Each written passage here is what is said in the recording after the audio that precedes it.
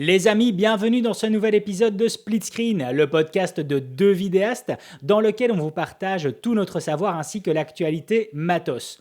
Pour aujourd'hui, on va voir évidemment les petites news et plus particulièrement avec la nouvelle gamme de chez Apple ainsi que leurs processeurs M2, M2 Pro et M2 Max. Et puis pour le sujet du podcast, ce sera comment gérer la critique. François, comment vas-tu ? Bah écoute, ça va très bien, David. Ravi de te retrouver une nouvelle fois. Super content des résultats du dernier Ouais, épisode, hein. On a été très agréablement surpris sur YouTube, notamment d'avoir beaucoup de monde et puis beaucoup d'abonnés qui arrivent, puisque la chaîne YouTube, elle est toute fraîche. Elle a quoi? Ça fait 2 mois, 3 mois c'est ça. qu'on l'a lancée. Et non, c'est très très cool. Donc merci à tous les viewers sur YouTube et tous les auditeurs sur le podcast. Ça fait hyper plaisir de voir que vous êtes de plus en plus nombreux à nous écouter ou à nous regarder. C'est vraiment très très cool. Ah, ça c'est certain, surtout que si on partage quelques secrets en off, et si en tout cas ce nouvel épisode réatteint le même nombre de vues que le précédent, eh bien en fait ce sont des projections que François et moi on s'imaginait peut-être atteindre dans 6 mois. Donc c'est génial C'est parce ça. que voilà, on se disait atteindre ça, donc ouais, ça fait plaisir. Bon François, on va attaquer la petite news, hein, la news matos, et on n'a pas choisi des deux sujets différents, un sujet chacun. Je pense que le plus Mhm. intéressant, en effet, là-dessus, on s'est retrouvés, toi et moi, c'était de revenir sur l'actualité Apple et en même temps partager surtout notre retour d'expérience, vu que toi comme moi, ben, on est équipé en M1 Max. Quand Ouais. même faire une toute petite parenthèse par rapport à celles et ceux qui nous écoutent et qui sont fans de l'écosystème Windows. C'est certain que François et moi, ben, on est des très gros utilisateurs Apple. Je ne sais pas si on peut se décrire comme étant des Apple fanboys, mais en tout cas, notre retour d'expérience, il est en toute sincérité et neutralité. Et il y a une véritable raison qu'on amène cette actualité par rapport au M2, enfin cette nouvelle génération de processeurs. Et c'est même intéressant parce que pour celles et ceux qui sont abonnés à la chaîne YouTube CVP, alors je ne sais pas toi François si tu suis cette chaîne anglophone, la chaîne CVP, Non, je est-ce que connais ça te... pas. Ok, bah c'est un gros loueur de matériel en fait en Angleterre. Ils ont une très grosse chaîne YouTube et ils partagent toujours de l'actualité. Et hier en fait, leur sujet de vidéo, et je pense que c'est une bonne introduction pour parler de ces processeurs M2, leur sujet de vidéo c'était le fait de dire que à présent, l'utilisation d'un codec comme le H265, sans rentrer trop dans la technique, devenait enfin un codec utilisable dans une application professionnelle, dû justement à l'innovation d'Apple et des processeurs comme les M1 Pro, M1 Max, qui nous permettent en fait de lire maintenant en toute fluidité ces codecs, ces enregistrements. Parce que toi comme moi, François, tu me confirmes, on ne fait plus jamais de rendu, en tout cas dans nos montages vidéo, Non. ou en tout cas très peu. Non, non, pas du tout. Et puis pour rebondir à ce que tu disais au début par rapport à est-ce qu'on est des fanboys ou pas, moi je vais parler pour moi du coup. Je suis Apple user depuis, je ne me rappelle même plus, depuis peut-être 20 ans ou un truc comme ça. Mais par contre, quand il faut tacler Apple, quand il s'agit de tacler Apple, je suis le premier. C'est-à-dire que jusqu'à justement qu'ils sortent l'architecture ARM avec les premiers M1. J'étais très déçu par Apple. Je regardais les keynotes vaguement ou je les regardais pas. Et c'était juste, voilà, il y avait tel ou tel truc nouveau, c'est 10% de plus, super, machin, tout ça. Là, quand il y a eu les M1 qui sont sortis, donc les puces Apple Silicon, ça a clairement mais, tout changé. Et j'étais dubitatif parce que j'avais fait une vidéo sur le Mac Mini entrée de gamme à l'époque. Justement, je l'avais acheté ne pensant pas le garder, juste pour le tester par curiosité. Je voulais voir un petit peu comment on pouvait faire du montage sur ces machines-là. J'ai quand même monté des clips en Redcode. Avec cette machine-là, j'ai traité des fichiers en 8K. Alors certes, les temps d'export étaient un peu longs, mais pour une machine qui coûtait 700 balles au moment de sa sortie, c'était juste incroyable de pouvoir faire ça. C'était même pas imaginable en rêve sur l'architecture Intel. Donc effectivement là-dessus, je pense que tout le monde est d'accord pour dire que avec cette nouveauté, Apple a complètement changé le game pour nous les vidéastes et monteurs, parce qu'effectivement on peut se permettre d'avoir des machines qui sont pas forcément hyper onéreuses, même si on peut aller dans des configs vraiment hyper chères, mais qui nous permettent de faire des choses quand même vraiment puissantes, quoi. Enfin, de travailler avec du matériel qui est pas cher, ce qui casse un peu l'image d'Apple étant une marque très très chère. Alors effectivement, il y a plein de choses qui sont hors de prix chez Apple. Tu vois, moi par exemple, tu l'as aussi, le Studio Studio Display, Display. qui est un écran qui est bien trop cher pour ce qu'il est, mais qui a enfin, comment dire, la particularité d'offrir des trucs qu'il n'y a pas d'autres écrans qui proposent. Mais enfin, je veux dire, t'achètes un Mac Mini ou un MacBook Air, tu peux travailler. Je dis pas que tu travailleras dans les meilleures conditions, pardon, mais tu peux travailler. Avant de t'acheter un MacBook Air entrée de gamme, laisse Tu faisais tomber, de tu fais pas du l'Excel. montage dessus, quoi. Ouais, tu Ouais, tu faisais des fais de fichiers l'Excel, tu Excel. fais un peu, voilà, un peu, c'est juste ouf, quoi. Donc là-dessus, c'est vrai que ça a été très fort. Et donc Apple a annoncé un petit peu en sous-marin parce qu'il n'y a pas eu de Mais keynote tellement, là-dessus, tellement, quoi. les nouvelles puces M2, M2 Pro, M2 Max aussi, uniquement pour la gamme MacBook alors les Mac mini, ça va jusqu'au M1 Pro, M2 M2, Pro, ouais, pardon, c'est ça, M2 Pro, ouais. M2 Pro, mais pas M2 Max pour les Mac mini. M2 Max, c'est réservé aux MacBook Pro 14 et 16 pouces. Pas de rafraîchissement sur les iMac. Le Mac Studio non plus n'a pas été rafraîchi. Avec son M1 Ultra, pour l'instant, on reste là-dessus. Et alors, hier, tu vois, moi j'ai regardé la review de Marques Brownlee. Je sais pas si tu l'as vu. J'ai vu la miniature, mais j'ai pas encore eu le temps de cliquer parce que c'est vrai que j'ai essayé de trouver des vidéos qui comparaient le M1 Ultra avec le M2 Max, mais j'en ai pas vraiment trouvé de vidéos pertinentes jusqu'à présent. Voilà. Non, pour l'instant, les benches, ils sont pas sortis. Mais moi, ce que je trouvais qui était très bien dans sa vidéo, elle est courte, celle de Marques Brownlee. Tout simplement parce que, grosso modo, il dit je vais pas vous répéter ce que je vous ai dit pour le M1. C'est Bah ouais. hyper puissant. C'est 30% plus puissant. Voilà, en gros, c'est ça qu'il dit. Si vous avez un M1 Max actuellement, c'est pas pour vous, cette C'est ça. machine-là. À moins que vous vouliez vraiment avoir la dernière techno, etc. Le gap entre Intel et M1, il était énorme. Entre M1 et M2, il est moindre. On va repartir sur quelque chose d'un peu plus incrémental. Mais grosso modo, voilà, il disait que c'est toujours aussi cool. C'est nickel. Mais voilà, si on a un Mac Intel, si vous avez, chers auditeurs, un Mac Intel et que vous pensez à renouveler, ça va vous changer la vie. Vraiment, Mais vraiment, tellement. vraiment. Mais si vous avez un M1 Pro ou un M1 Max, c'est peut-être pas le moment de changer encore de bécane. Ouais, c'est ça. Alors, ben, toi comme moi, on peut pas partager un retour d'expérience par rapport à un logiciel comme Adobe Premiere Pro, ou en tout cas la suite Adobe. Mais c'est vrai que si on doit partager notre retour d'expérience, que ce soit par rapport à Final Cut Pro, ben là, qui est de toute façon exclusive à Apple et à DaVinci Resolve, honnêtement, je pense qu'il serait presque intéressant que chaque personne qui est à l'achat et qui dispose d'un budget qui va osciller entre 2 et 3 000 euros, hein, tout confondu, donc c'est-à-dire avec quand même une petite upgrade au niveau de l'espace du stockage, avec un tout petit peu plus de mémoire vive, je pense que ce serait vraiment intéressant que ces personnes-là découvrent en tout cas la puissance qu'il est possible d'avoir. Je me souviens qu'en courant 2020, j'ai eu une mission sur plus ou moins un an avec un client. Et dans le deal, en tout cas, ben, j'avais un ordinateur portable qui était fourni. Le fait est que toute la boîte travaillait sous Windows et donc ben, je me suis retrouvé avec un laptop Windows qui intégrait, donc c'était un Acer ou un Asus où on était dans les 4000 hors TVA le laptop, il intégrait une RTX. Je sais plus quelle, je crois que c'était la RTX 2080, quelque chose comme ça, donc une grosse carte graphique bien badass, mais le truc, ça envoyait de la rage. Ça envoyait de la rage, ça soufflait dans tous les sens. Très clairement, c'était pas du tout optimisé et la finition était catastrophique. Donc, pour avoir encore vécu en 2020 l'expérience de retravailler, en tout cas avec du laptop Windows, on est mais très très loin, en tout cas, de l'expérience qu'on peut avoir ici, justement, quand on va travailler avec ces dernières générations d'ordinateurs Apple. Et ce que tu disais, François, c'est très juste, hein, en effet. Hein.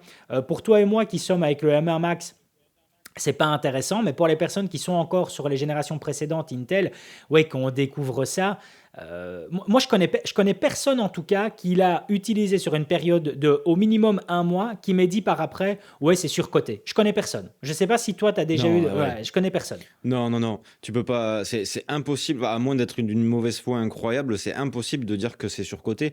Et même pour aller plus loin, tu vois, par rapport à ce que tu disais au portable, côté PC, et c'est pas pour faire, alors, attention, c'est pas pour faire la guerre PC versus Mac. Non, non, Quand il surtout s'agit pas. quand il s'agit d'ordinateurs fixes, je pense que l'un comme l'autre peuvent se valoir et que c'est juste un choix d'interface, de philosophie et tout ça, qu'il y a pas, enfin, entre une tour PC et un Mac Studio ou un Mac Pro, etc.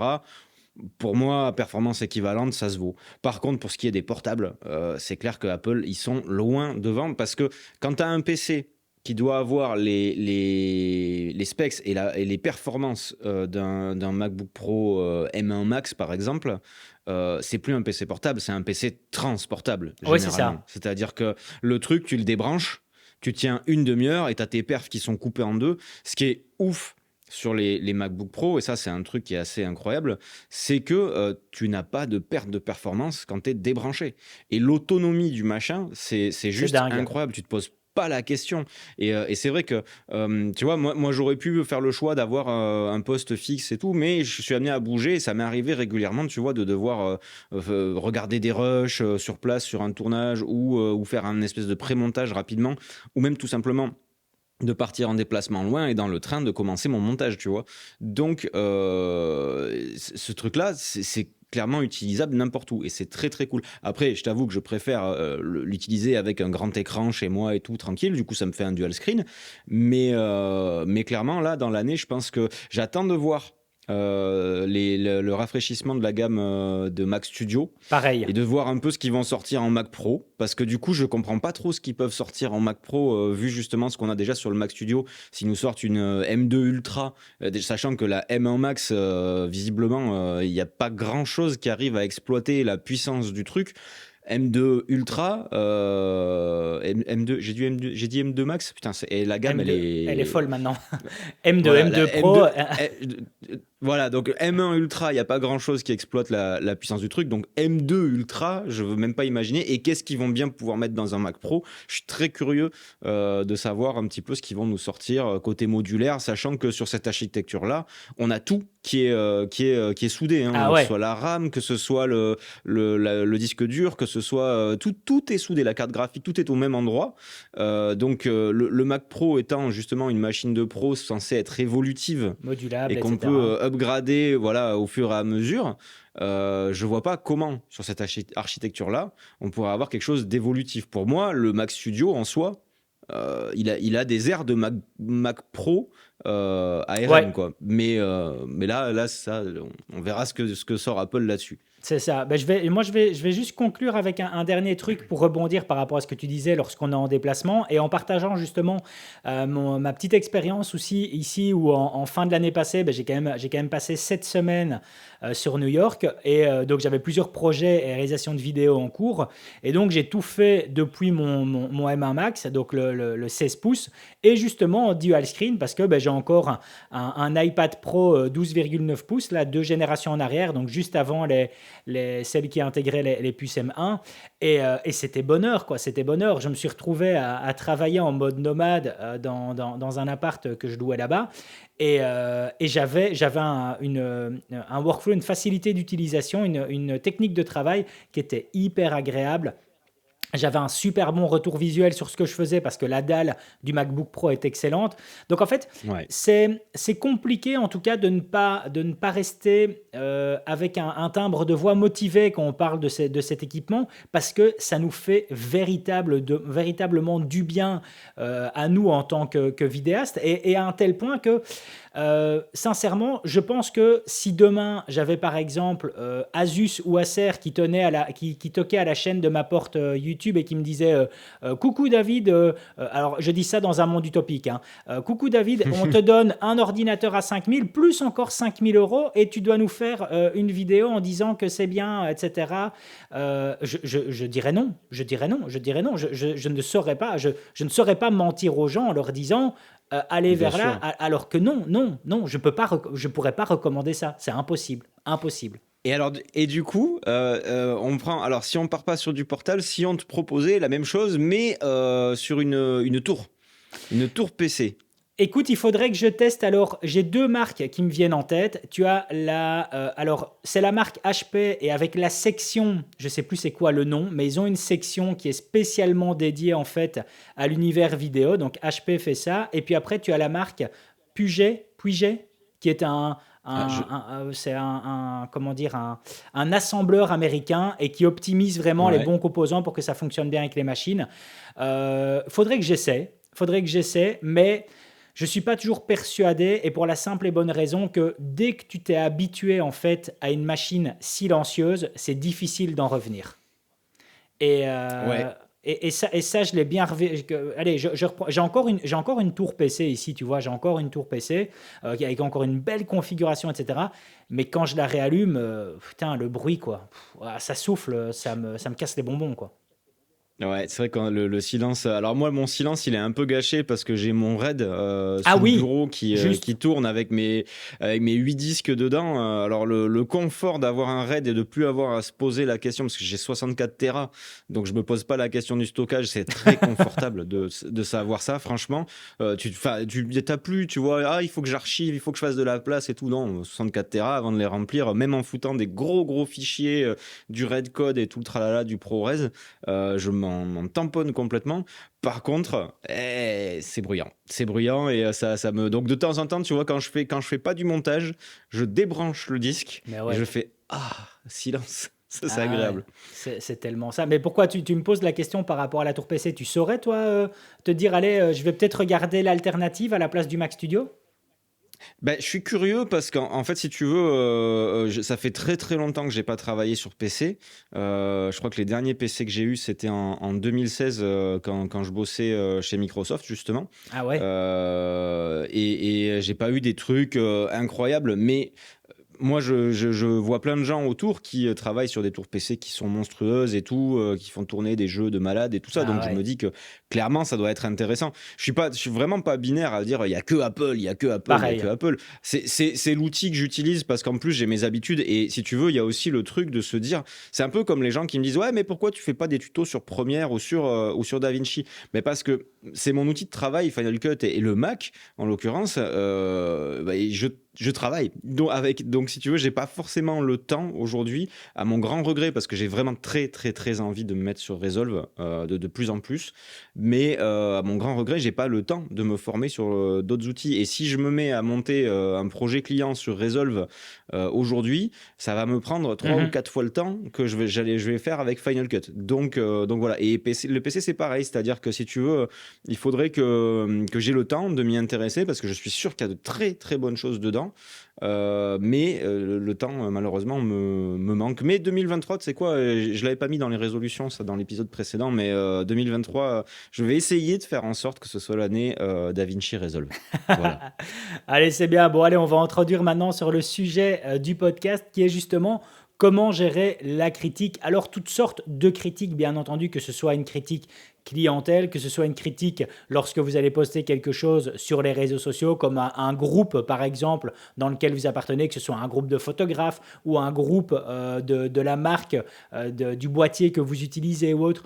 Comment justement gérer cette critique-là et à quel point cela peut aussi nous affecter. Est-ce que d'entrée de jeu, toi François, quand je te dis ça, est-ce qu'il y a quelque chose directement qui te vient à l'esprit et que tu auras envie de partager par rapport à ça? Alors, moi, je ferai une petite introduction dans le sens, on va définir le mot critique avant d'aller plus loin, parce que critique, la première chose qui nous vient à l'esprit, et tu vas voir que c'est assez impressionnant parce que c'est quelque chose qui va revenir après dans ce qu'on va dire, c'est négatif. Mhm. Critique, c'est un mot qui est connoté négativement. Alors que le sens premier du mot critique, c'est une opinion, c'est un avis. Un critique gastronomique, il peut dire des choses incroyables sur un restaurant. Un critique littéraire, il peut dire des choses incroyables sur un bouquin. Critique, ça peut être positif et négatif. Constructif. Et je pense que voilà. Mais même, c'est même pas une histoire de constructif. Tu peux avoir une critique négative constructive et une critique positive qui l'est pas du tout. C'est Tu vois, vrai. c'est tu vois complètement. Et je pense que ce qu'il faudra garder en tête, c'est que gérer la critique, c'est intéressant que ce soit de la critique négative ou positive aussi. C'est-à-dire que c'est pas parce qu'une critique est positive qu'il n'y a pas des choses à gérer dessus et du recul à prendre dessus. Alors moi, je vais dire aussi là, tu vois, plein de bonnes pratiques. Je suis pas le mieux placé pour dire comment gérer la critique parce que euh, autant dire que je suis un peu sanguin. Les gens qui me connaissent, ils savent que je suis un peu sanguin. J'aime bien envoyer chier les gens quand il y a des critiques pas constructives. Attention, là on va quand même désamorcer le truc. C'est-à-dire qu'une critique négative constructive, je la prends avec plaisir. Qu'est-ce que ça veut dire une critique constructive? C'est par exemple je sais pas, tu tournes un plan et qu'est-ce que tu peux avoir comme critique? Tu peux avoir, ah, c'est génial, critique positive, pas constructive, parce que c'est génial, bah ok, merci, ça fait très plaisir, c'est super cool, mais c'est pas constructif. Tu peux avoir la critique négative, pas constructive, c'est ah, c'est nul, c'est à chier. Voilà, ça non plus, ça sert à rien. Mais par contre, si quelqu'un te dit, ah ben, ce plan-là, tu vois, moi je l'ai pas aimé, je l'aurais plutôt fait avec tel type de focale, avec tel type de mouvement parce que l'intention aurait été de faire tel ou tel truc. Et ça, c'est génial. Ça, c'est génial parce que la personne t'a dit qu'elle a pas aimé ce que tu as fait. Mais enfin, si moi on me dit un truc comme ça, c'est de l'or pour moi ce genre de retour, tu vois, dans le sens où la personne me dit qu'elle a pas aimé, mais ça me blesse absolument pas parce que elle m'amène quelque chose derrière que je vais pouvoir réexploiter et que je vais pouvoir réutiliser et me dire ah ça c'est cool et moi je vais dire un grand merci à la personne qui me dira ça. Ça c'est très très très très cool. Je pense que ce qui est intéressant dans la critique mais on détaillera peut-être un petit peu plus après, c'est de savoir aussi quel est son objectif, de qui elle vient et ce qu'on va en faire. La critique, en fait, c'est quelque chose d'indispensable. Il faut qu'il y ait de la critique, mais effectivement, dans la gestion de la critique, on voit aujourd'hui sur Internet, parce que là, c'est de la critique qui va être quasiment que là-dessus, parce que bah, au final, nos contenus, même quand on les donne à un client, on lui envoie par voie numérique, donc ils vont nous répondre par mail. Et quand on les poste, bah, c'est les gens vont mettre des commentaires, etc. La critique aujourd'hui, elle se fait à 90% via Internet. Et ça pose quand même quelques problèmes. Je sais pas ce que tu en penses, toi, Ben, à ce niveau-là. écoute, moi, il y a deux choses que j'ai envie d'ajouter et à développer par rapport à ce que tu dis là. Donc, quand tu dis justement un retour constructif avec quelqu'un qui va dire j'aurais fait cela comme ça à la place de ça, ben déjà, ça soulève une question. Une question que moi, j'essaye de mettre de plus en plus souvent en place, que ce soit de mon côté ou alors à poser comme question quand quelqu'un me demande mon avis, c'est de disposer d'un contexte. De disposer d'un Mm. contexte, donc c'est-à-dire déjà savoir comment est-ce que cela a été tourné, dans quelles conditions. Parce que, évidemment, tu peux dire à la personne, non, tu aurais dû faire ça, enfin, j'aurais fait cela comme ça, mais est-ce qu'elle connaît tout le contexte, le cadre, l'environnement, est-ce que cela a été possible? Ça, c'est la première chose. Et puis de deux, c'est que la critique, elle n'est pas forcément à chaque fois tout le temps externe. On peut faire aussi son autocritique. Bien Et sûr. l'autocritique, quand on me demande justement, alors je suppose que toi aussi ça t'arrive souvent, François, en DM sur Insta, etc., quelqu'un qui va venir te demander ton avis. Et des fois, en plus, Oui, c'est des personnes qui sont plus talentueuses que nous, ce qui est dingue. Et donc, ça c'est des arrive. personnes, ouais, voilà, c'est dingue. Elles sont plus talentueuses que nous et elles doutent. Mais bref. Et moi, ce que j'ai toujours envie de, ce que je pose aussi comme question à ces personnes, c'est, écoute, imagine que cela n'est pas ton travail et tu viens à tomber sur cette vidéo sur YouTube, par exemple. Est-ce que tu viendrais à l'aimer? Est-ce que tu viendrais à l'apprécier? Oublie que c'est ton travail. Ne sois pas fan de ton travail, mais oublie que ce soit ton travail. Imagine, tu tombes dessus au hasard. Est-ce que tu apprécies cette vidéo?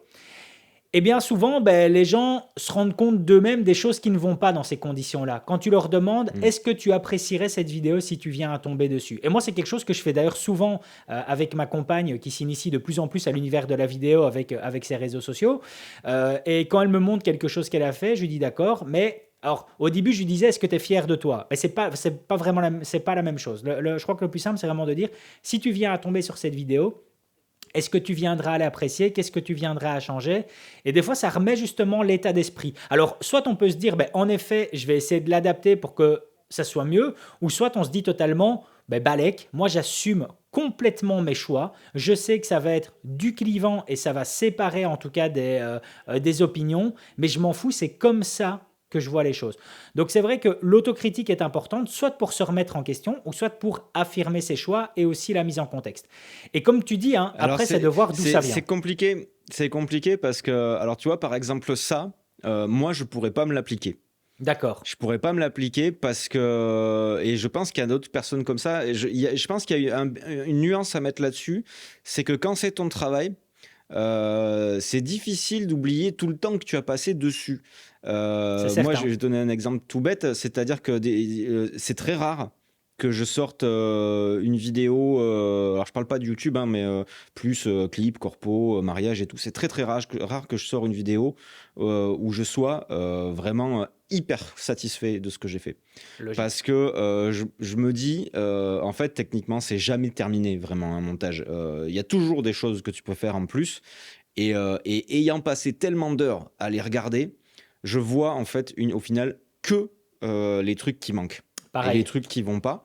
Et c'est fou parce qu'il y a même des vidéos comme ça où des clips qu'on avait fait et où on avait sorti la raid et de prime abord, tu vois, je me rappelle sur le retour moniteur à me dire, waouh, putain, ça tue et tout, à dérocher, me dire, ah, c'est énorme et tout ça.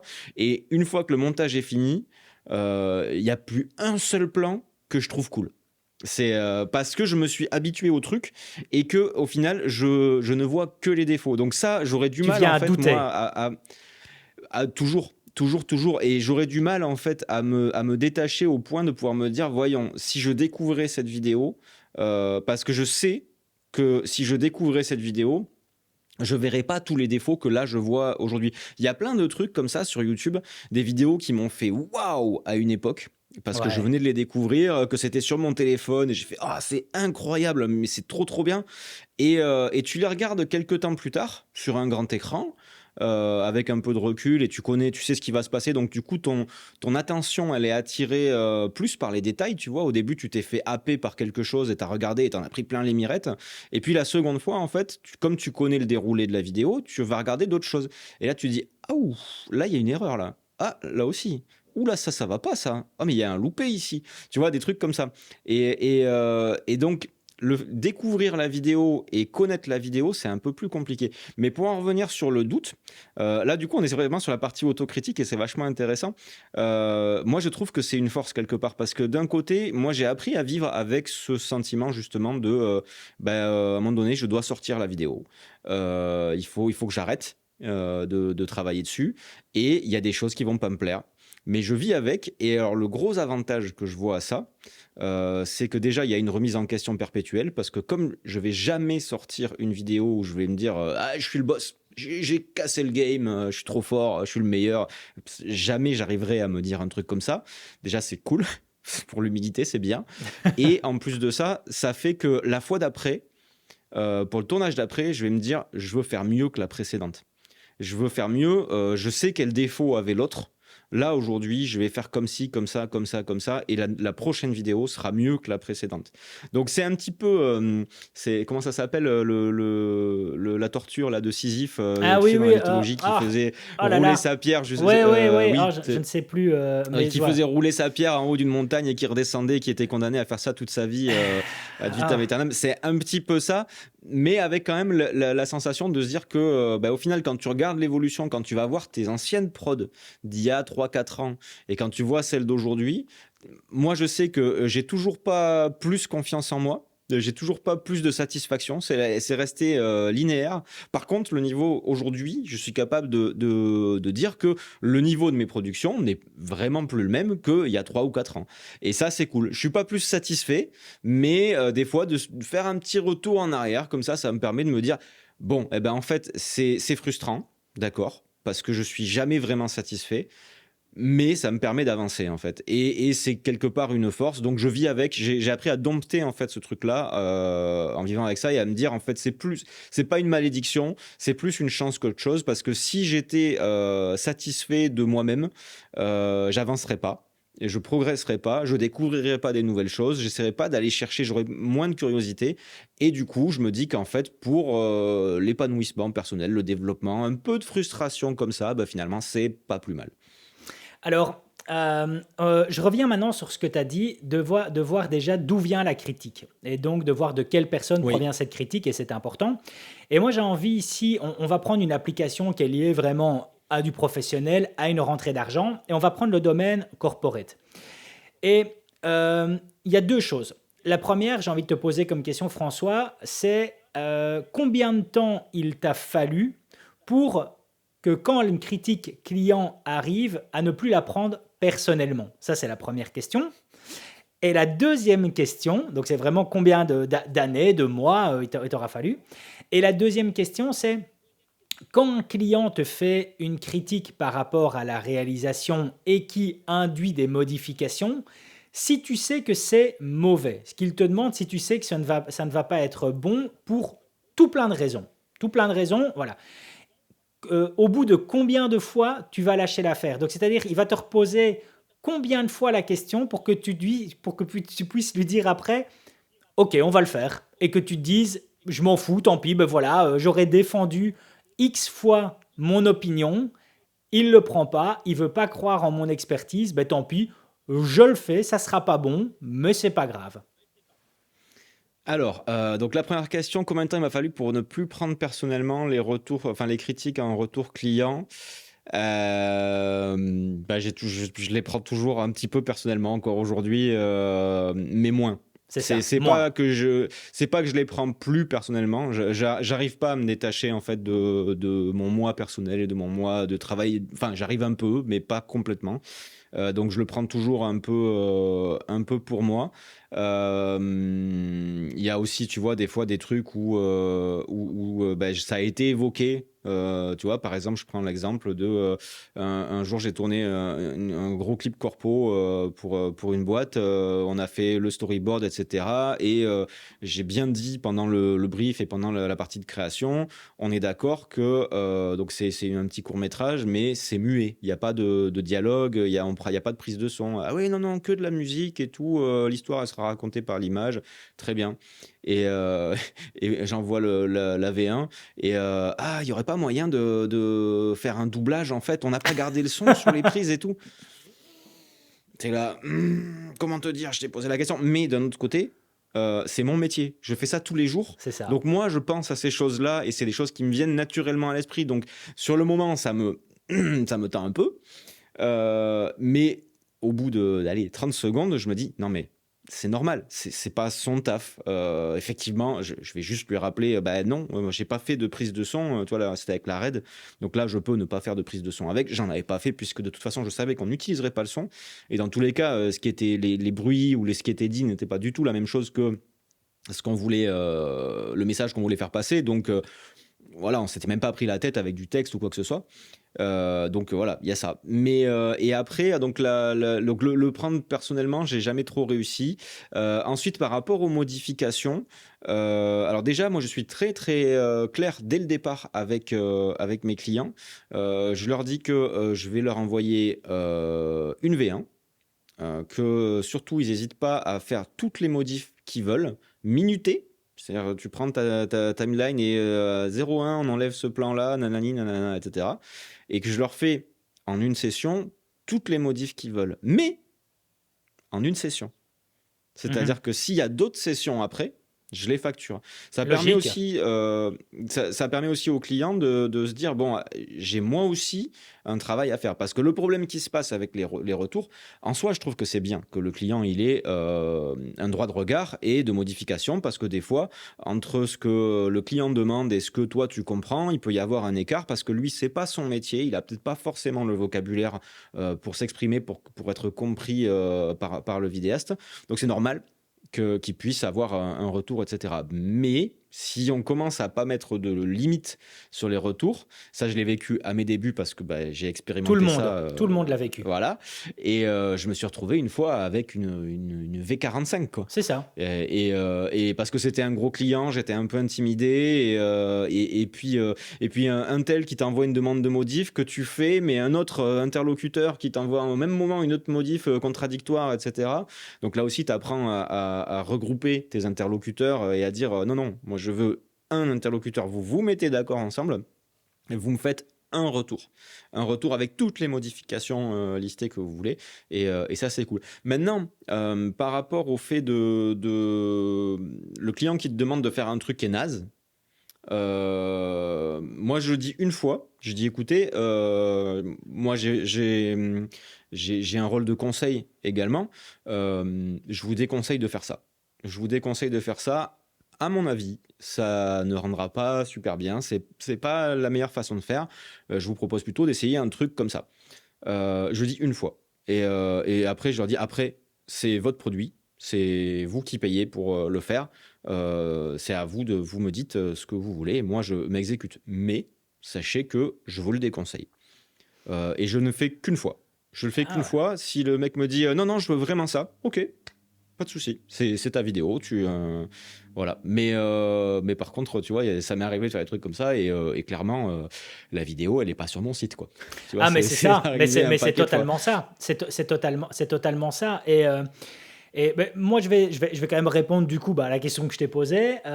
Moi, il m'a Ouais. fallu maintenant, donc en effet, hein, tu prends toujours un peu pour toi, c'est certain, mais il m'a fallu concrètement 5 ans. Il m'a fallu 5 ans Ah pour ouais. que maintenant, quand un client me dit j'aime pas, ça va pas, pour que juste une petite partie de moi le prenne, le reste s'en moque parce que il aime pas, ça va pas, mais à 99%, à 99%, il aime pas, ça va pas, mais de son idée originale. Donc, je pourrais Hmm. pas m'en vouloir, tu vois, moi j'ai exécuté ce qu'il m'a dit. Et donc, dans ces moments-là, ben, je vais dire, ok, d'accord, pourquoi? Pourquoi? Et on va développer et on va retravailler. Et de toute façon, je sais que maintenant, j'essaye vraiment de tout cadenasser, ce qui fait que ben, ce qui va être retravaillé, etc., ça va être facturé. Donc, ce ne sera pas un problème en soi. Et alors, moi, je répète généralement 3 fois à la personne quand quelque chose ne va pas aller. Donc, la première fois, c'est normal, tu exprimes ton opinion. La deuxième fois, je le répète parce que généralement, la personne n'a pas spécialement bien compris, parce que ça va dépasser son domaine d'expertise. Et une troisième fois parce que elle va te le faire vraiment encore par acquis de conscience, de te reposer la question. Et si au bout de la troisième fois, donc je vais prendre un exemple concret. Je vais faire par exemple une réalisation pour une brasserie qui a développé par exemple son shop sur le côté, donc son drink, hein, son espace où elle va vendre tout ce qui est boisson, mais aux particuliers. Je délivre le contenu et là on vient à me dire ah, on aimerait bien qu'on ait un plan d'intro où on voit la cliente ou le client qui va prendre le caddie et rentrer dans l'établissement. Et là je vais dire mais attendez, ça va être diffusé sur les réseaux sociaux et ça c'est un plan qui va durer entre 3 et 6 secondes et c'est un plan qui va en aucun cas retenir l'attention de l'auditeur, donc c'est très mauvais, c'est ce qui va Hmm. vous faire perdre un nombre de vues. Je le dis une fois, je le dis 2 fois, je le dis 3 fois. Si au bout de la troisième fois, on veut toujours le faire, aucun problème. Moi, je dis aucun problème, on le fait, pas de souci. Voilà. J'ai donné mon avis, c'est comme ça, c'est point barre. Si ça va pas, on le fait et je vis avec. Et comme tu dis, hein, François, soit la vidéo, elle se retrouve pas associée à mon nom, ou alors il y aura peut-être, ça m'est déjà arrivé, d'avoir une version qui correspond à mon identité visuelle, tu vois. Et là que je vais peut-être Ouais. héberger quelque part. Je ne sais pas si ça t'as déjà fait, c'est-à-dire que tu as la version client et puis tu as ta version parce que tu es fier des plans que tu as fait, tu es fier t'es fier de ton montage. Et toi, tu dis, ben, moi, je choisis de mettre ça. Est-ce que ça t'est déjà arrivé? Non, par contre, ça m'est déjà arrivé de dire à un client, par contre, enfin le client qui dit ouais, on te tag et tout Ah, sur. pareil. Non? Ah ouais, ouais, Non, pareil. non, non, non, non, non, non, ne me taguez pas. Ah bon, mais pourquoi? Je dis, mais parce que c'est pas comme ça que moi je l'aurais fait, donc Voilà. j'ai pas spécialement envie que. Voilà, c'est une version qui ne correspond pas à mon travail, à ma patte. Ça m'est arrivé, alors ça m'est arrivé pour du mariage, d'avoir des clients, un truc de fou, qui me demandent de refaire l'étalot. Waouh. L'étalot ne leur plaisait pas. Et alors que c'est mon étalot, tu vois, Bah, ils t'ont choisi pour ça, quoi. relativement, ouais, elle est relativement cohérente sur même si ça dépend, je fais pas toujours la même parce que Ok. ça dépend du mood et tout ça. Mais là, l'étalot et donc et grosso modo, en fait, je me suis retrouvé à faire, j'étais sur je me rappelle, j'étais sur un profil flat. Je me suis retrouvé à rajouter un tout petit peu de contraste et resaturer, et c'est tout. Ah Et, oui, donc pas de direction et artistique, quoi. Vraiment de la neutralité, rien, en fait. Ok, c'est rien. ça. Et on veut du naturel. Ok, bon, Ok. ben voilà, j'ai fait ça, ça vous va? Ah ouais, c'est super. Mais du coup, vas-y, hésite pas, mais là sur ton site, bah non. Bah non, j'avais dit parce que c'est pas c'est pas comme ça que si moi j'avais fait comme j'ai envie de le montrer, et ce que j'ai envie de vendre, c'est pas ça que j'ai envie de vendre en fait, hein, dans ma vitrine. Je veux pas vendre ça, je veux vendre ce que j'aime faire. Donc en l'occurrence, ça non. Mais du coup, j'aimerais revenir sur un truc que tu disais tout à l'heure. C'était sur qui dit la critique. Et Ouais. je trouve que c'est intéressant parce que c'est intéressant encore une fois pour la critique positive et la critique négative. Je vais commencer par la critique positive. Il y a une critique, moi, dont je tiens de moins en moins compte, et tu m'en pardonneras, David, parce que je mets des pincettes sur tes critiques que tu me fais à moi, pour la simple et bonne raison qu'on est potes. Ah oui, hein. Et que par définition, mon regard sur tes vidéos et ton regard sur mes vidéos, même quand bien même on veut aller chercher la petite bête, on va avoir un regard forcément bienveillant de départ. C'est vrai. Biaisé. C'est vrai. Et forcément un petit peu biaisé. Et idem pour tu vois, les collègues vidéastes avec qui tu s'entends bien et tout ça. Ça fait partie des critiques sur lesquelles je mets toujours un petit bémol. Que j'apprécie et qui font du bien parce que ça fait du bien aussi de s'encourager entre nous et tout ça. Je dis pas qu'il faut pas le faire, hein, mais je mets toujours un petit bémol, même si je sais quand même que tu vas me pointer quand même des fois des trucs quand ça va pas et tout ça. Et que moi, quand je te dis que Pareil. putain, l'éclairage sur ta dernière vidéo, il est ouf, comment t'as fait et tout ça, je le pense vraiment. Mais sans le vouloir, on a forcément un petit côté un peu plus, tu vois, qu'on n'aurait pas eu avec un inconnu.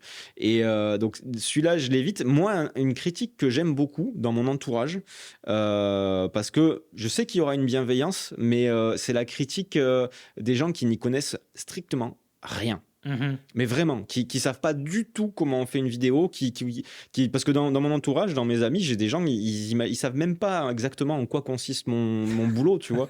Donc, eux, j'aime bien leur retour, parce que je sais qu'ils vont avoir un œil totalement neutre. Tu sais, ce fameux œil neuf dont on parlait tout à l'heure, quand on voit les vidéos pour la première fois, ils vont pas aller regarder dans le détail, ils vont regarder sur la globalité, et je trouve que c'est un avis hyper intéressant.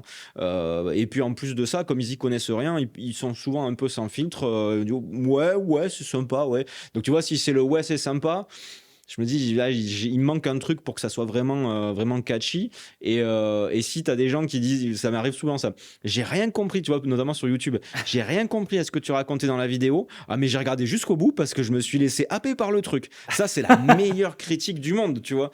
Et je l'ai eu beaucoup pour la vidéo du S5 II, des gens qui m'ont dit, j'y connais rien, je fais pas de photos, j'y connais rien en boîtier, mais en fait, ça m'a plu, donc j'ai regardé jusqu'au bout. Et j'étais là, ouais, ça, c'est trop, trop bien. Et inversement, dans la critique négative, moi j'ai pris un pli aussi. Alors quand c'est du client comme ça, c'est comme tu disais un peu plus neutre parce que bon ça reste professionnel, tu vois, donc tu le prends un peu pour toi.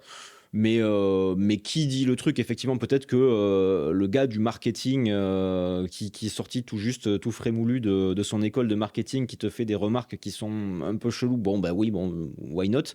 Mais c'est surtout par rapport à YouTube. Moi, j'ai pris un pli. C'est pas hyper souvent, mais de temps en temps, j'ai quand même un mec qui m'insulte ou qui me On a traite de tous. jolis noms d'oiseaux. J'ai pris le pli d'aller voir sa chaîne. L'autre C'est jour, j'ai ça. un mec qui m'a dit, je sais plus, qui me reprenait sur un terme technique pour me dire que j'étais vraiment un amateur. Why not, tu vois? Enfin, il y a des gens bien plus pros que moi qui sont dans le métier depuis bien plus longtemps et tout. Pourquoi pas, tu vois? Donc j'ai cliqué sur sa chaîne, je suis allé voir. Et là, j'ai vu les vidéos et comment te dire, si moi je suis amateur, lui, je sais pas ce qu'il est, tu vois. C'est Mais au-delà de l'amateurisme parce que c'est monstrueux, hein. c'était vraiment, tu vois, ah ouais, c'était vraiment affreux, quoi, ce qu'il y avait sur sa chaîne. Là, pour le coup, enfin, je connais des débutants qui font vachement mieux.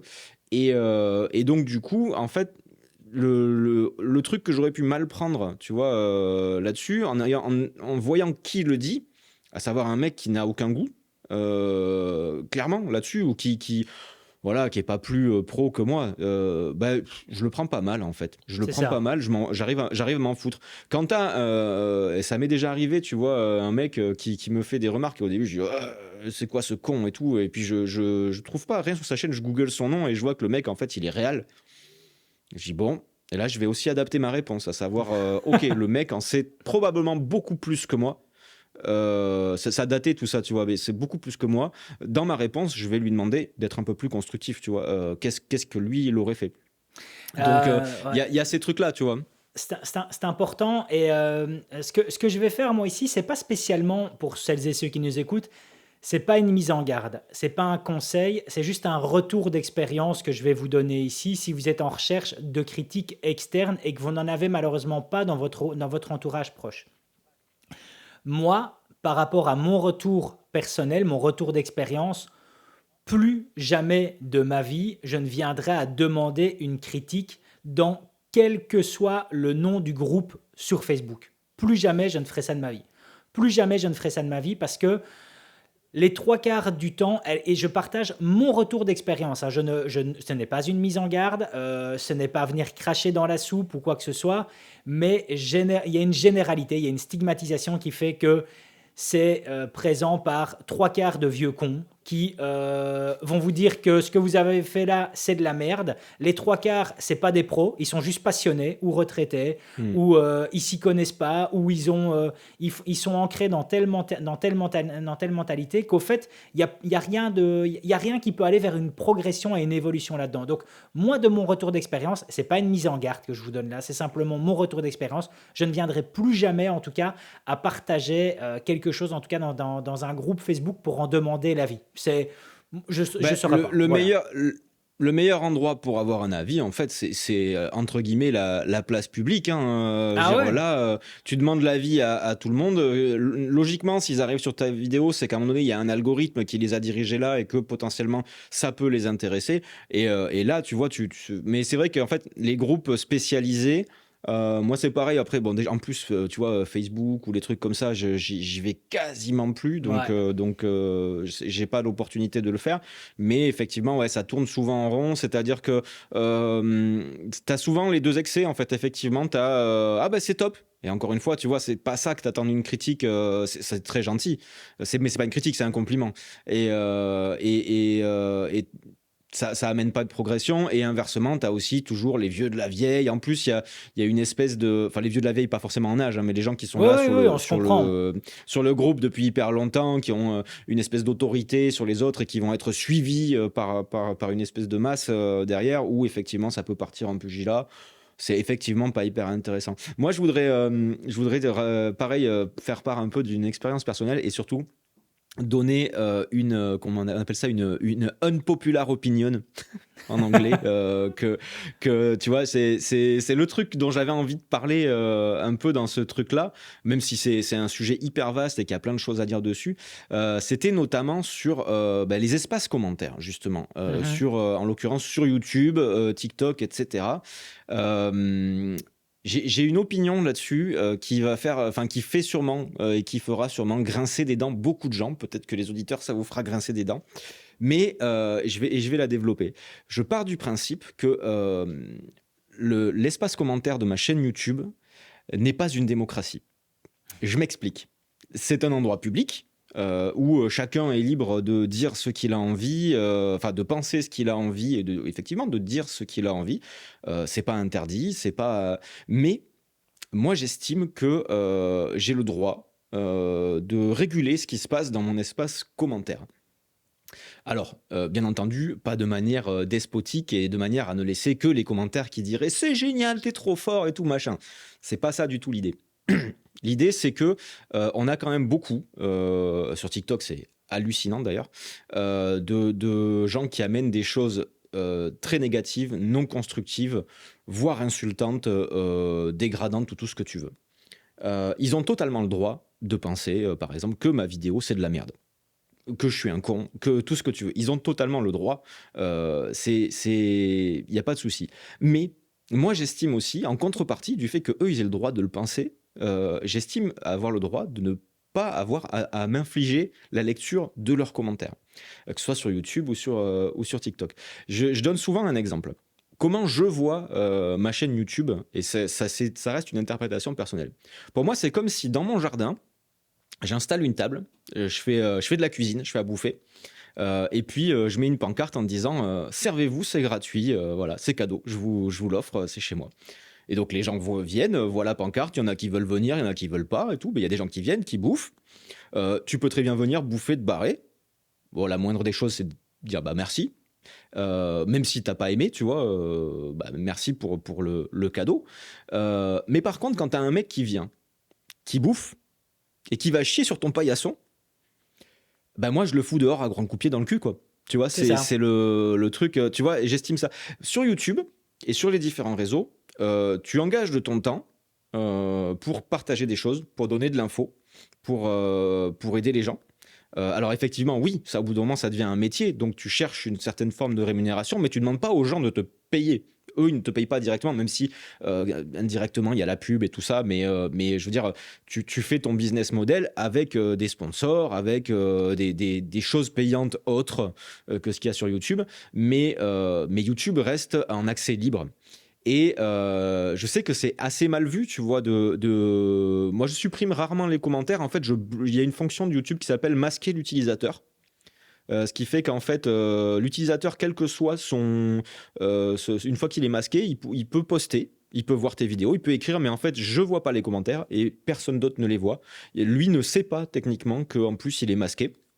Et je trouve cette solution très bien parce qu'à partir du moment, c'est vraiment certains types de commentaires. Tu vois, quand il y a un mec qui est dans l'agression, alors c'est pas forcément une grosse agression, tu vois, genre t'es qu'un gros con, machin, tout ça, mais qu'il y a un truc, tu vois, l'autre jour, il y a un mec qui m'a dit tu mens.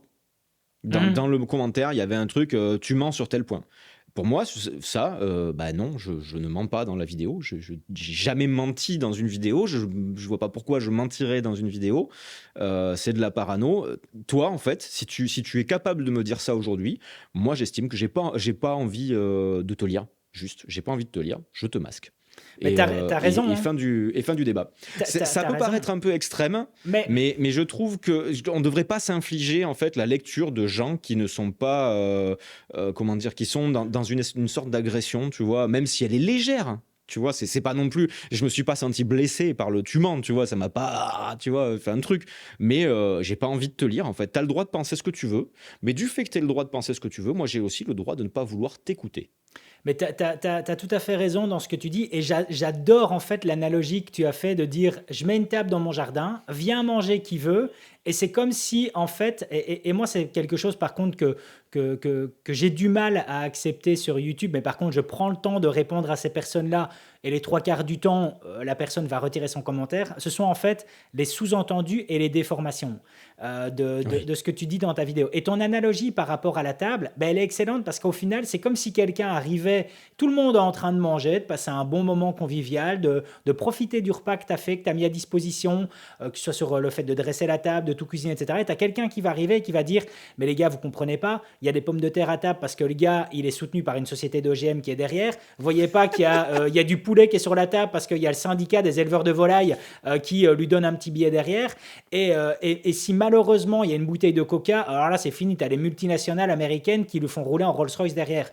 Et ça Exactement. c'est le truc, mais putain, si les gens pouvaient, ne fût-ce que, si je pouvais en fait, la plus belle chose qui pourrait m'arriver, c'est de me retrouver confronté à cette personne qui me fait ce commentaire-là en vrai et lui dire, passe une journée avec moi. passe une journée avec Mais moi ça, et tu vas mais voir, ça voilà, n'arrivera jamais en ça fait. n'arrivera C'est jamais ça qui est fou. malheureusement. C'est ça qui est fou parce que dans la vraie vie, en fait, il y a aussi ce côté. C'est ce que je disais au début. Tu vois, la plupart des critiques, elles sont maintenant sur Internet. Elles sont en virtuel. Et c'est pas un cliché que de dire que derrière son clavier, on se sent toujours vachement plus aguerri que face à une personne. Moi, je sais que j'ai ce truc-là. Tu vois, je jamais de ma vie mis un pouce en bas sur YouTube ou laissé un commentaire désobligeant sur une vidéo YouTube. Jamais de ma Mhm. vie. Pas parce que j'en ai peur ou que je veux être gentil ou que machin. C'est juste si j'aime pas une vidéo, je la regarde pas. C'est ça. Je squeeze et je vais pas retourner voir le créateur ou alors je reviendrai sur une autre vidéo, peut-être sur le sujet où ce sera mieux. Et si au bout d'un moment je trouve vraiment que son contenu me plaît pas, j'arrête juste de le regarder. J'ai pas ce besoin d'aller dire au créateur je m'en vais. Tu vois, c'est ça. Je me désabonne. C'est vrai. Oui, bah si tu veux, il y a pas de souci, mais on se connaît pas, tu sais. Donc d'accord, salut. Moi, je veux pas te forcer à regarder un truc que t'as pas envie de regarder. Si t'aimes pas, t'aimes pas. Mais par contre, dans la vraie vie. Ces gens-là, jamais ils auront le courage de venir te voir et de te dire ta vidéo c'est de la grosse merde, t'es qu'un menteur, machin, tout ça. Jamais de la vie, jamais de la vie. Et moi, je sais que dans la vraie vie, je vais être pareil que sur Internet. Je suis parfois un peu virulent sur Internet. Je suis parfois un peu virulent dans la vraie vie aussi. Et j'ai aucun problème à dire aux gens ce que je pourrais leur écrire et tout ça. Il n'y a aucun souci. Mais parce qu'aussi, j'ai un petit peu conscience de ce que je dis et que je vais pas aller dire, que ce soit de vive voix ou par écrit à quelqu'un, tu fais de la merde. C'est C'est de ça. la grosse merde ce que tu fais. Tu vois, si j'ai envie de discuter avec la personne et de l'aider parce que je la trouve sympathique, je vais aller amener le sujet. Tiens, bah t'as vu ce truc-là, là, peut-être qu'on pourrait essayer de faire un truc ou quelque chose comme ça. Si la personne ne m'est pas sympathique, je vais pas perdre du temps à aller parler avec elle. C'est ça aussi, moi, qui reste une éternelle incompréhension dans la critique sur Internet. C'est, tu vois, les gens qui te font des pavés comme ça. Pour te dire point par point tout ce que tu as mal fait, tout ce que tu as mal dit, tout ce qui va pas. Mais à quel moment, en fait, tu as le temps Enfin, c'est quoi ta vie? En fait, j'ai envie C'est de dire ça. à ces gens-là, des fois, C'est vraiment c'est quoi ça. ta vie C'est ça. pour que tu aies le temps de commenter avec un pavé immense qui a dû te prendre une bonne demi-heure à écrire, un truc que tu n'aimes pas à une personne que tu n'apprécies pas. Mais moi, les gens à qui que j'apprécie pas et que j'aime pas, je leur écris pas. C'est ça. C'est quoi le délire en fait? L'ignorance, ouais, C'est l'ignorance, hein, l'ignorance, c'est la meilleure chose quand mais tu n'aimes pas mais quelqu'un, hein. Mais c'est ça. Et puis très souvent, en fait, tu te rends compte que les gens qui sont un peu virulents, qui sont un peu agressifs dans les commentaires aussi, ça témoigne d'un mal-être. Je C'est veux dire, vrai. les gens heureux ne sont généralement pas agressifs. C'est vrai. Tu vois, enfin, pas gratuitement, tu vois. Quand t'es bien, quand t'es bien dans ta peau et tout, la dernière chose dont t'as envie, c'est aller te prendre la tête avec un mec. C'est Donc, totalement ça. par réciproque, en fait, le mec qui est le hater, entre guillemets, c'est un hater, ne pense pas qu'il est un hater. Hein, tu ne demandes pas à un fou s'il est fou. Et le hater, bah oui. Et le hater, par définition, quand il a un comportement de hater, la seule chose à faire, c'est le plaindre, parce que quelqu'un qui a un comportement de hater, c'est quelqu'un qui est en souffrance. Mhm. Et tu sais que moi, des fois, j'ai envie. Putain, j'ai envie de rentrer dans l'art et tout, j'ai envie de machin.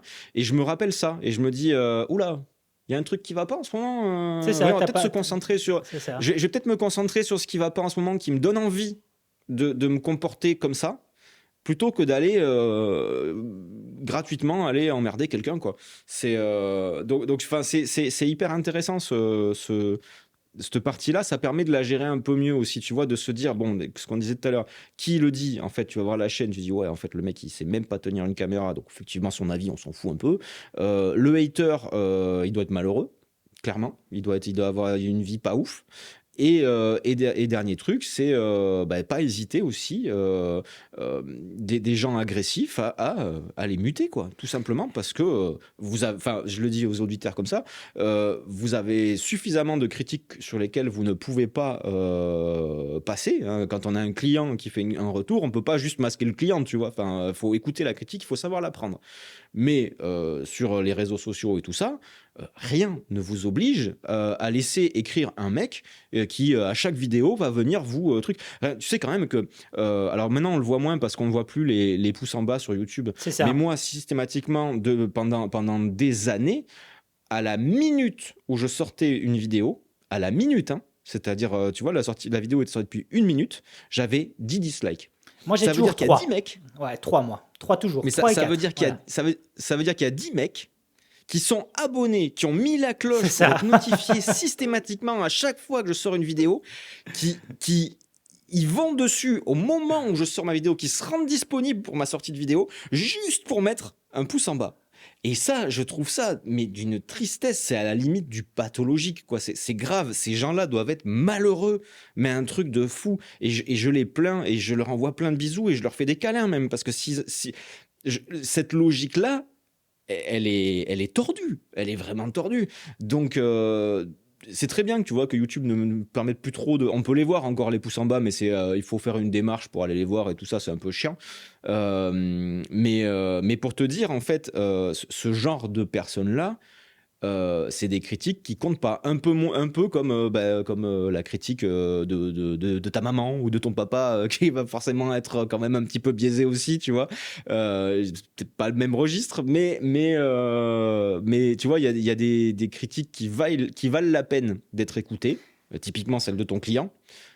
Typiquement celle de tes pairs, typiquement celle aussi de gens qui s'intéressent pas forcément à ton sujet, mais qui ont quand même l'envie de regarder, et parce que tu vois ce que je te disais tout à l'heure sur les gens qui n'y connaissent vraiment rien, mais qui ont un regard très neuf et bienveillant. Ça, c'est des critiques qui valent la peine d'être écoutées, mais il y en a d'autres, ça sert à rien, quoi. Et ce que je voudrais rajouter, et là, même chose, François, ça va te faire sourire parce qu'on en a reparlé souvent. Si tu nous écoutes là, si tu nous écoutes ou si tu nous regardes sur YouTube et que tu viens à créer du contenu, quel que soit le type de contenu, que ce soit pour un client, pour partager ta passion, mais ce contenu, la façon dont tu vas le créer, la situation fait que tu dois être derrière et devant la caméra. Donc si tu viens à te filmer toi-même et que tu viens avoir des retours négatifs sur celle-ci, même de personnes très haut placées, je dis bien très haut placées dans l'industrie de la vidéo, de l'audiovisuel, voire même du cinéma, si une personne comme ça vient te faire une réflexion en te disant, comme si tu regardes ici le plan en disant, tiens, ton micro il est dans le cadre, ou tiens, on voit un peu ta lumière sur le côté, etc., dis-toi que ces personnes-là sont probablement les plus grandes brêles au monde pour se filmer elles-mêmes. Et ça, François est en train de sourire, en train de rire, parce qu'il va te le dire. Quand tu es ce qui s'appelle au four et au moulin, donc être devant et derrière la caméra, c'est un des exercices les plus compliqués. Et quand tu as des Mm. personnes qui viennent te faire des réflexions comme ça en disant on voit un peu la lumière, on voit le reflet dans tes lunettes, on voit ton micro est dans le champ, mais franchement, tu pourrais quasiment leur dire, pas va te faire foutre, mais dire mec, ok, on va faire l'exercice, va dans la salle A, je vais dans la salle B, on partage le même setup et on ressort dans 10 minutes et on voit celui qui a la plus belle image. Il y a de fortes chances que cette personne-là, son image, il sera peut-être pas net, son audio, on n'en parle pas, le tout partira en vrille. Donc voilà, ça c'est quelque chose aussi que j'avais envie de partager par rapport à la critique. Ouais, tout à fait. Non, non, mais après, ouais, ça, tu vois, je pense aussi même pas trop se prendre la tête avec ça. Et moi, j'avais envie, ouais, pour finir sur ça, je sais pas du tout quelle heure il est. Ben, on arrive à la fin, donc c'était On bien de arrive à l'heure. resynthétiser. Ouais. Alors, moi, j'aurais, tu vois, un conseil à donner aux gens pour avoir justement une alternative aux pouces rouges et aux commentaires agressifs, puisque si c'est ce que vous avez envie de faire, vous avez vu que en tant que créateur, on a aussi des moyens de vous contrer là-dessus. Si vous voulez pénaliser un créateur, vraiment, vous en avez, mais gros après un créateur, je vais vous dire exactement ce qu'il faut faire. Ce que moi je fais. Bon, j'en ai rarement gros après des créateurs, mais admettons. Si vous voulez pénaliser un créateur, la pire chose Ça ne que vous m'intéresse puissiez pas. lui faire, c'est pas d'écrire un commentaire, c'est pas de mettre un pouce en bas, c'est pas de le bâcher sur les réseaux. Au contraire, ça fait de l'interaction, et ça le propulse encore plus. Parce que sur Internet, Internet ne fait pas la distinction entre une vue bashing et une vue admiration. Tant qu'il y a des vues, il suffit de voir le nombre de vues qu'il y a sur des propos très problématiques. C'est pas parce que les gens aiment le contenu, c'est parce que il génère en fait des interactions entre des gens. Du coup, ils retournent voir la vidéo, ils répondent aux commentaires et ainsi de suite, et la vidéo devient virale. La pire chose qu'on puisse faire à un créateur, c'est ne pas regarder ses vidéos. C'est ça, ne pas C'est regarder. c'est c'est la pire chose qu'on puisse faire. Si vous voulez, entre guillemets, pénaliser un créateur parce que vous estimez qu'il fait de la merde et qu'il vous a déçu et que machin, vous vous désabonnez. Quand son contenu vous est suggéré sur un réseau social, il y a toujours une petite icône Ça ne m'intéresse pas. pour dire ça ne m'intéresse pas. Voilà. L'algorithme, il est hyper friand de ça parce que l'algorithme, lui, il veut vous proposer des choses qui vous intéressent. Et si vous lui dites ça ne m'intéresse pas, ne plus me proposer cette chaîne, ça existe aussi, je crois. Il y a un Ouais, truc c'est comme ça. ça, ouais, tout à fait. Et là, non seulement déjà c'est correct vis-à-vis du créateur parce que vous n'êtes pas allé lui chier dans les bottes ou l'insulter en place publique, ce qui n'est pas très classe. Mais en plus de ça, le résultat, il est intéressant dans le sens où vous envoyez un signal à YouTube en disant ce créateur, entre guillemets, fait un truc pas cool puisque je m'en vais. Bon, en soi, une personne, ça va pas changer la vie du créateur, mais s'il y a une façon d'avoir un impact, encore une fois, et alors par contre, qu'on soit bien d'accord, hein, j'encourage absolument pas à vous en prendre à des créateurs ou quoi que ce soit. C'est pas du tout ça le délire. C'est juste pour vous expliquer que la pire chose qui puisse arriver à un créateur de contenu, c'est de ne pas être regardé. Parce que C'est ça. même s'il est regardé, tu vois, les 10 dislikes là, de début de vidéo, ben, en fait, les mecs, Ça fait quelque 10 part, vues. Ouais. ils contribuaient à mon succès, entre guillemets, ou au succès de la vidéo. Donc, tu peux presque leur dire merci, tu vois. Mais en gros, c'est ça la vraie pénalité pour un créateur. Donc, voilà, si vous avez envie de faire quelque chose comme ça, bah, c'est la marche à suivre. C'est la meilleure marche à suivre. Et ça arrange tout le monde. Le créateur, il est content parce qu'il vous a plu dans les pattes et vous êtes content parce que vous voyez plus son contenu. Je pense que c'est une bonne façon de terminer. Ah oui, non, dernière chose, ça prend 2 secondes Oui. que je vous partage ici et ça fait redondance au sujet du podcast précédent. Si jamais je suis tombé là-dessus juste parce que je voulais regarder de la nouvelle série The Last of Us, si vous voulez retrouver du chouette contenu d'inspiration avec une belle direction artistique et réalisation 100% française, je viens de découvrir, alors ça fait déjà 2 ans que ça existe, 3615 Monique. Franchement, c'est une série française qui est excellente. Si vous avez J'ai vu l'occasion d'aller passer. voir, franchement, la direction artistique est géniale. C'est Ouais. du contenu fait par Canal+. Et honnêtement, voilà, je voulais juste rajouter ça pour terminer ce petit podcast hors sujet. Mais voilà, je Non, voulais mais le très bien. partager. Voilà. Bon, allez, les amis, c'en est fini pour aujourd'hui. On ne sait pas, sauf toi, tu as une idée, François, du sujet de la semaine prochaine ou non? On se laisse découvrir? Ouais, on va On en va se discuter. laisser. Là, tu vois, c'est fini, c'était 2022, tu vois, les éclairs de génie en fin d'épisode. Là, voilà, on va se laisser un peu de temps pour mûrir les choses et tout ça. Allez, on fait comme ça. Les amis, n'oubliez pas le commentaire, le pouce bleu, le partage, peu importe. On essaie de faire grandir ce podcast pour justement le rendre encore plus attrayant et le plus dynamisme possible. Les amis, on se dit à la semaine prochaine. Ciao, ciao. Salut!